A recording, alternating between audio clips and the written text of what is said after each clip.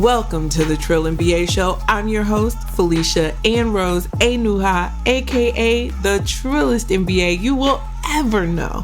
And I'm here to help you survive and thrive in corporate America by giving you the truth and being as real as only I can be. Happy Sunday, guys. Guess what? Y'all should already know if you listened to the last episode. This is part 2 of protocols, shit you need to know for the workplace. So instead of producing full-blown episodes because I'm short on time, I decided to bring you these short but very truthful and tactical things that you need to know for the workplace. You know, stuff nobody ever tells you about. In a way nobody ever tells you that makes perfect sense. Because why set you up for success? I don't know. That would be too much like right. So today I want to focus on interviewing.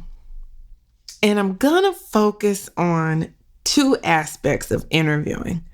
The first aspect I'm going to focus on is external interviewing. So if you have a job or you don't have a job, but you're interviewing for companies that you don't currently work at, that's called external interviewing because you're going to be an external hire. And then secondly, I'm going to talk about internal interviews. Yes, that's right, guys. Even though you work at the company, you may think you have a leg up, but guess what? You still got to interview for getting that new role in your organization. Well, most of the time you do, but we'll talk about that.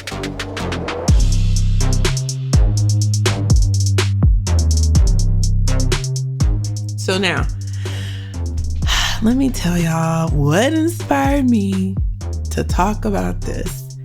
So I happen to be on the good LinkedIn. Y'all know I love me some good LinkedIn. I love to network. I love to see all the great things that are happening for people in their career.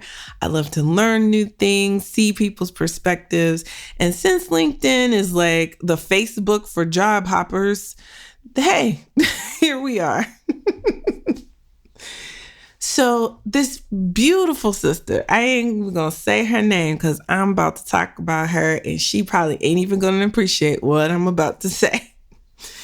But she made this post. She's not in my network. She's like a second, third person. But her post popped up because somebody I'm connected to commented on it or liked it or something like that, which I actually think is cool because I get to see people's content that I wouldn't normally get to see.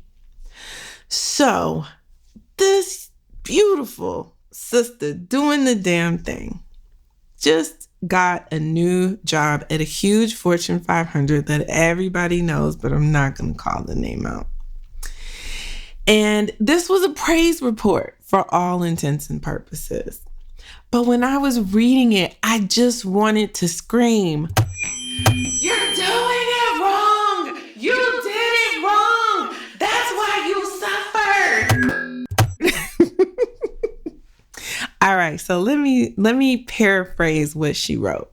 So basically, she talked about her job search and she went into her email and she searched for keywords that would pull up all the emails that surrounded applications. And she just wanted to get a sense of the jobs that she had applied to.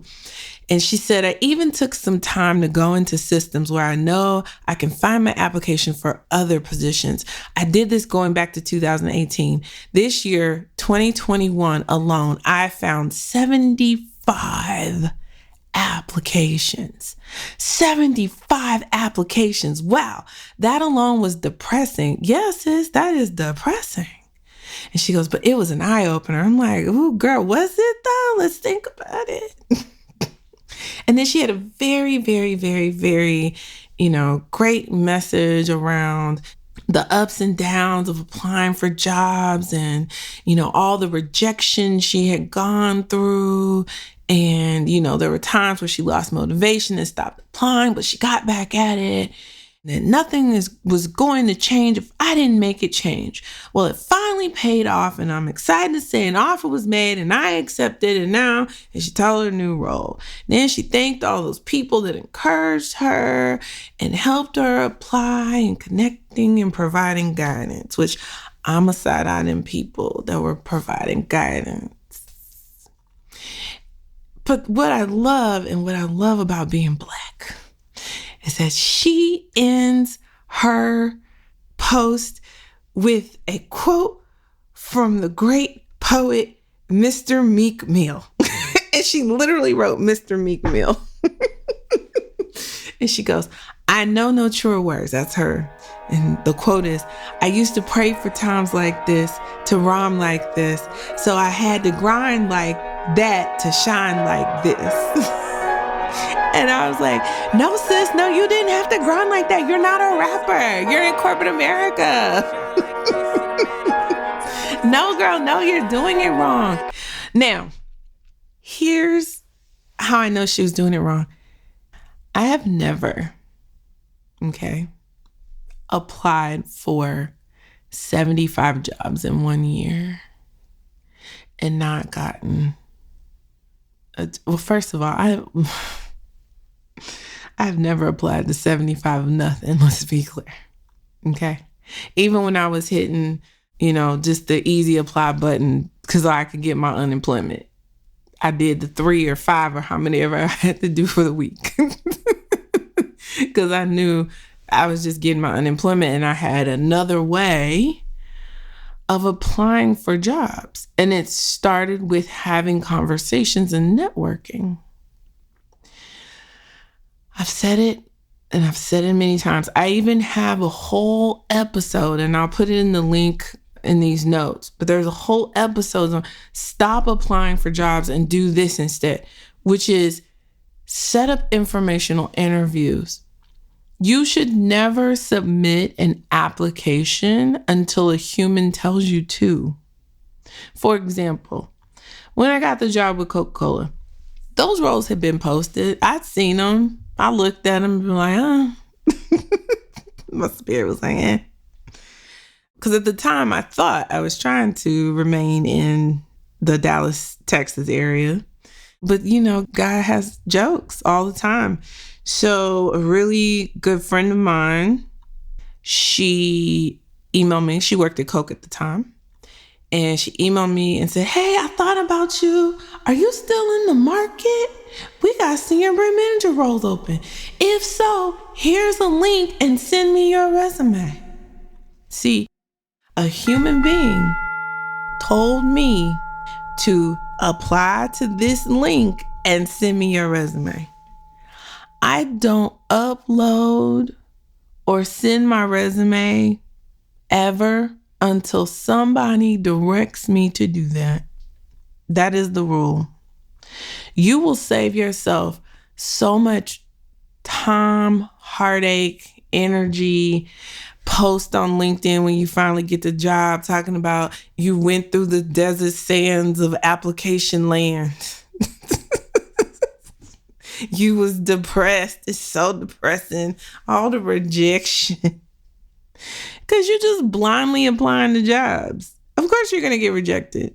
At that point, you literally are the equivalent of a dude who just swipes right on everybody. That is literally what you're doing when you blindly apply to jobs.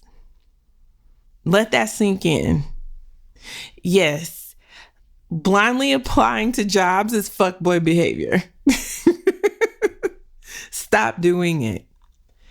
Build your network, use your network, pour into your network, and your network will always be there for you when you need a job. Okay?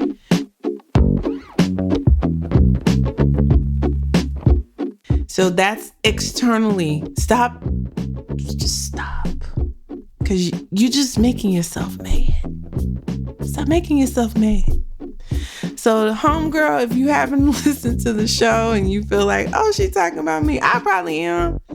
And I just want to let you know, I get it. You did the damn thing nonetheless. You got to where you were supposed to be going. I just hope when you're ready to leave that company that you just got to, because you're going to leave that company that you just got to at some point, statistically, that you take a different approach the next time you're in the job market. Okay? So if you have a friend and they've been telling me, I'm applying everywhere, just nothing is happening, blah, blah, send them this podcast, please. Don't let them suffer like that. And if you are letting people suffer like that, you're a hater. Stop doing that. Share the information. Okay?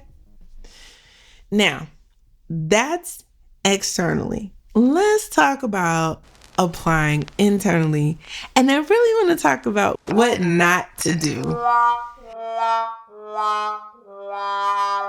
Because I've seen the craziest things, y'all, in my experience.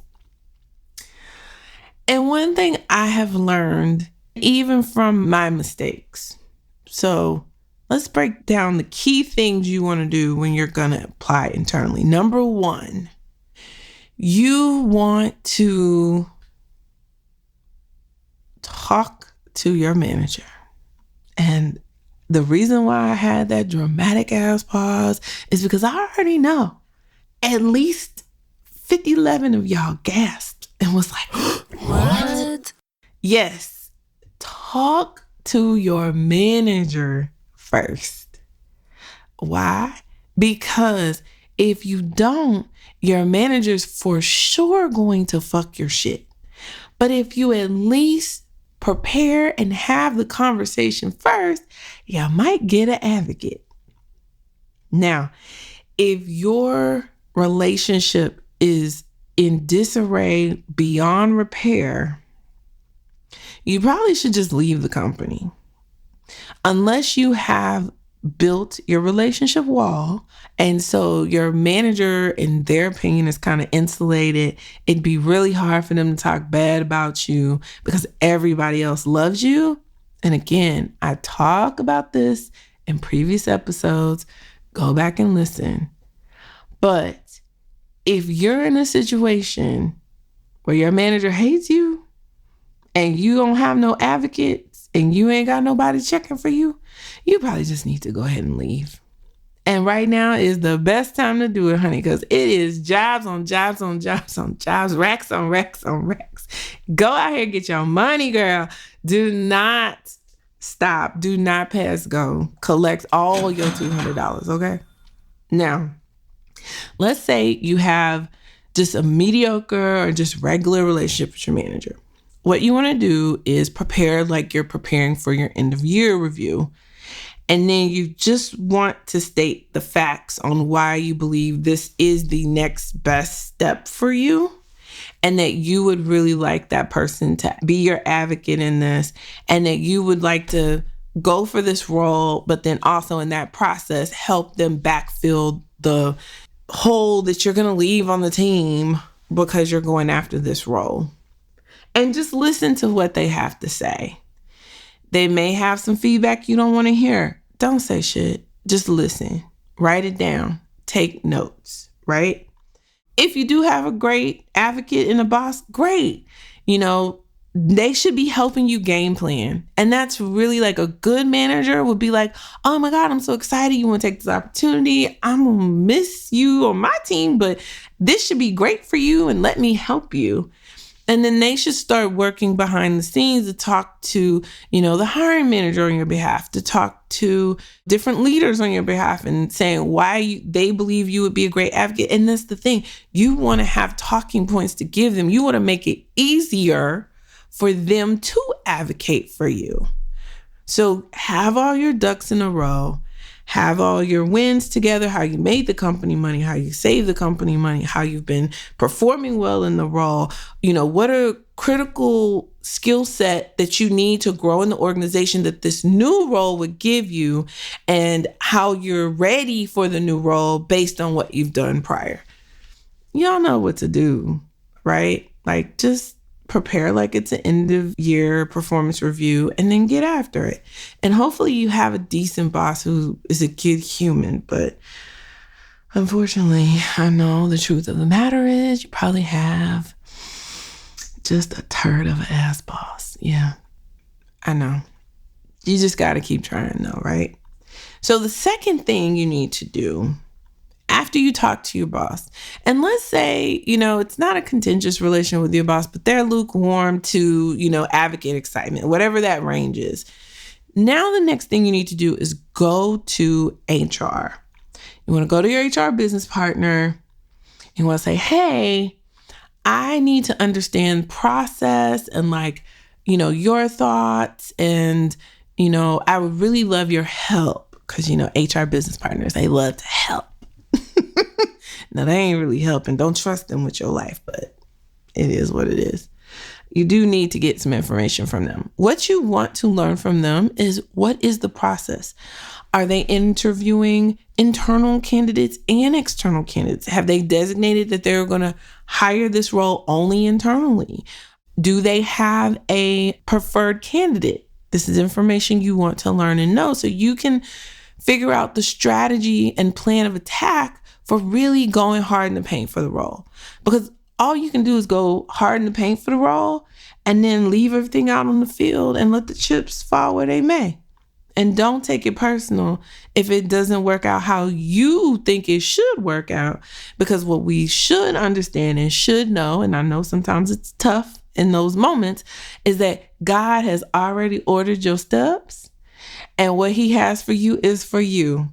And that wasn't your job, sis. And that is okay because what he has for you is even better. You just can't see it just yet. So take a deep breath. I know sometimes the disappointment hurts, but you take a deep breath and you keep going, right? With a great attitude because he has everything in the storehouse on your name on it. It's coming. It's coming for you. You can't lose it. You can't miss it. You're going to get it.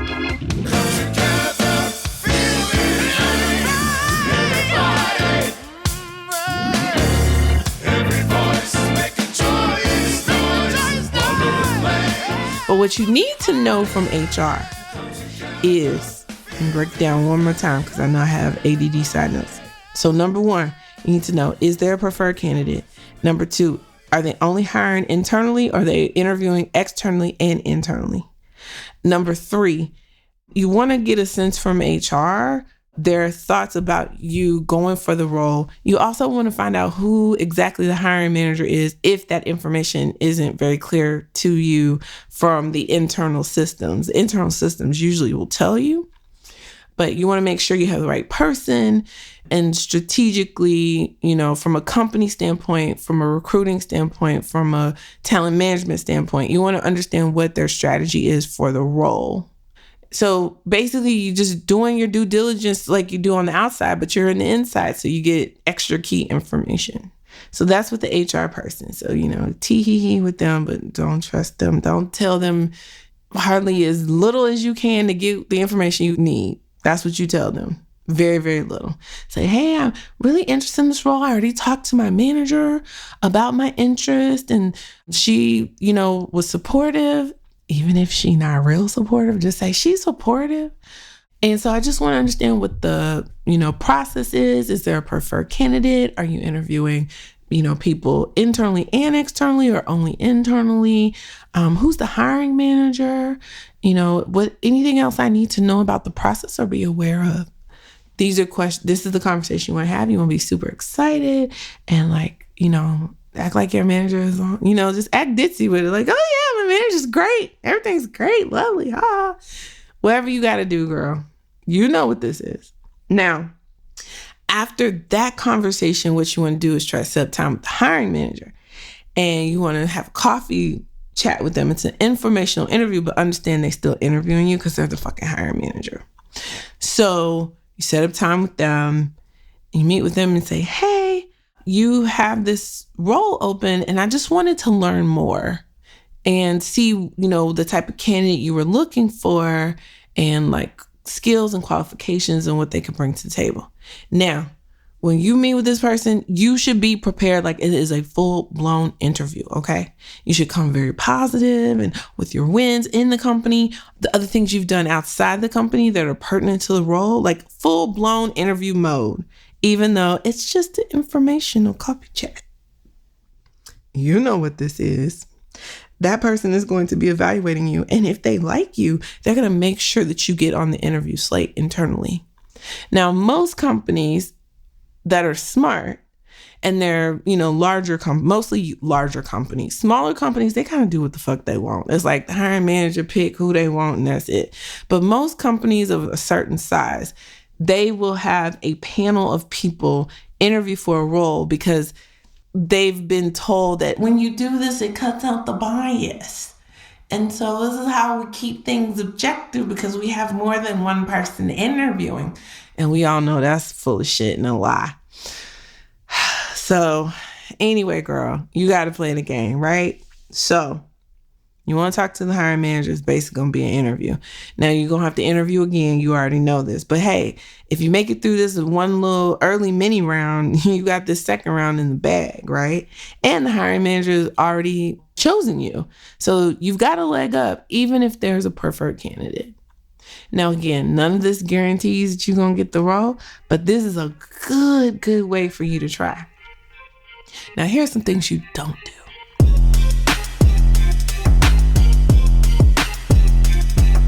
Please, and hear me when I say this. Do not, whatever you do not hit your manager up in an email or in a Teams chat or a Slack chat or any kind of written communication and say, hey, I just want to give you a heads up. I'm applying for this role. You might get an email. Don't do that. Because basically you've taken your manager's agency away. And even if they wanted to advocate for you, they really can't now, because you basically told them, fuck you. That's what you did. You're like, fuck you, fuck your feelings. I'm applying for this role. Kiss my ass. That's how your manager is going to interpret that. So don't do that. Also, don't go talk to the other hiring manager until you talk to your manager. Also, this is a person-to-person conversation. So I know a lot of us are still remote. So schedule that Teams call. If you're in the office, go in person. But this is a conversation you want to have one-on-one in person with your manager. It's a respect thing, guys. Even if you don't respect that bitch, it's a respect thing. And you just want to show that deference. And it also shows executive maturity. Okay? Because we are human and we are people. And if you're performing well, your managers, deep down, they're not going to let you go. But a good manager is going to want you to be happy. And they're going to want you to stay with the organization. And they're going to want to keep you. And they know what it is. So it is according to who you're dealing with. But please do not go around this person unless the relationship is so contentious, everybody knows it, and you have multiple advocates that are at your manager's level or your manager's level. Or if you have a good relationship with your manager's manager, then skip your manager and go to that person. If you have a contentious relationship with your manager and you feel like they're going to try to fuck your shit, blow up your spot, or just be a bitch about it, right? So navigate, be smart about it, and be positive at the end of the day.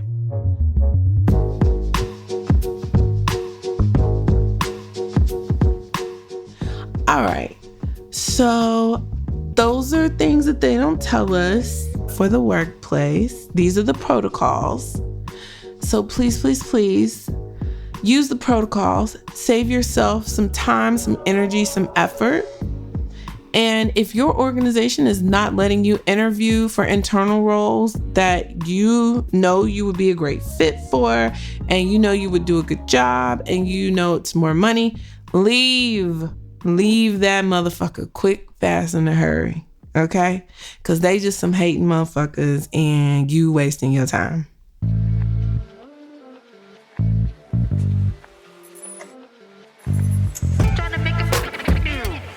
All right.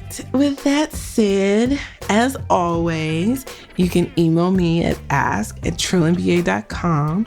I can answer your questions. I will say I got a very interesting question today, and I was like, I must have this person on the show. So one thing the person mentioned is that they couldn't afford my coaching. Now, I'm gonna tell you right now, in my mind, my response was, use a lie, because I know you done bought a plane ticket or something else. You got a cell phone. Like, we all make choices, people. We all make choices. And yes, because me helping you get a better job, a better opportunity is worth more than your cell phone bill. It just is. I'm just saying. And yeah, it's fair. It's fact. It's investment in yourself. But that's neither here nor there. But I am so intrigued by this story. So if you have a crazy work situation and you are willing to participate and share your story on the show, and we can talk through it on the show, and I can disguise your voice, it can be anonymous, but we can do live coaching on the show. I am creating episodes to do more stories, telling y'all stories, sharing y'all stories as examples of what to do and what not to do. And if you're willing to share your story, you can be anonymous. We can change your voice. Chris is masterful at that. Then hit me up, ask@trillionba.com, and you get free coaching, and we all get coaching through the podcast. So don't be stingy with your stories, and don't be embarrassed. Here's the thing, guys. I want you to understand, we all are going to have points in this journey where we will look back at those points and be like, shit, why I do that? I have that pretty much every day, guys. And I know better sometimes now, and I still do stupid shit. So like, charges is a game. It's all a lesson. You cannot lose. You're either winning or learning. That's it. There's no losing.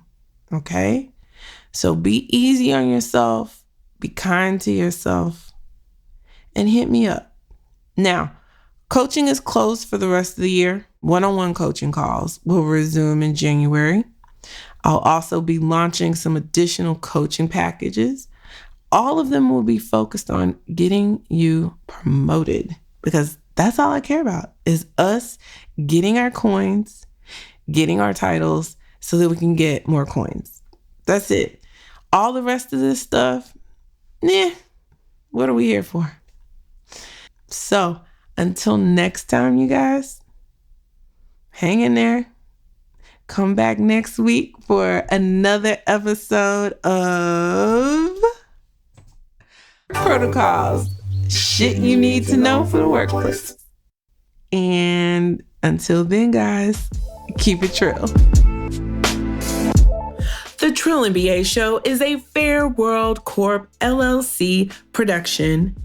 Executive produced by Felicia and Rose Inuha. Sound design and editing by Chris Mann with Podshaper. Theme music is Kick Push by Ryan Little.